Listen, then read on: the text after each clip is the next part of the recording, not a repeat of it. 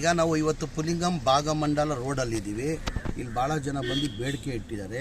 ಇಲ್ಲಿ ಮುಂಚೆ ಇಲ್ಲಿಂದ ಮಡಿಕೇರಿವರೆಗೂ ರಸ್ತೆ ಇತ್ತು, ಹೋಗೋಕ್ಕೆ ರಸ್ತೆ ಇತ್ತು. ಆಕೋಸ್ ಅಂತಲೇ ಸೇತುವೆನೂ ಮಾಡಿದ್ದಾರೆ. ಕೇರಳ ಸರ್ಕಾರದವರು 2004 ಸೇತುವೆ ಮಾಡಿದ್ದಾರೆ. ಮುಂಚೆ ಜನ ಎಲ್ಲ ಅಲ್ಲಿಂದ ಇಲ್ಲಿ ಅಡ್ಡಾಡ್ತಾಯಿದ್ರು, ರಸ್ತೆ ಇತ್ತು. ಯಾರೋ ಫಾರೆಸ್ಟ್ ಡಿಪಾರ್ಟ್ಮೆಂಟಿಂದ ಭಾಳ ವರ್ಷದಿಂದ ಈಗ ರಸ್ತೆ ಬಂದ್ ಮಾಡಿದಾರಂತೆ.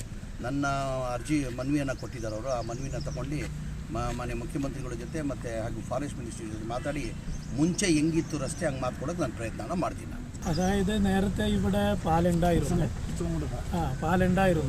കർണാടകയിലെ മറ്റ് മുഖ്യമന്ത്രിയും അതേപോലെ തന്നെ ഫോറസ്റ്റ് മിനിസ്റ്ററായിട്ട് സംസാരിച്ച് വഴി ഇവിടെ തുറക്കാനുള്ള എല്ലാ വ്യവസ്ഥയും മുമ്പുണ്ടായ അതേ രൂപത്തിൽ ചെയ്തു തരാൻ വേണ്ടിയിട്ട് മുഖ്യമന്ത്രിയോടും ഫോറസ്റ്റ് മിനിസ്റ്ററായിട്ട് സംസാരിച്ച് വേണ്ടത് ഞാൻ ചെയ്യാമെന്ന് പറയുന്നു.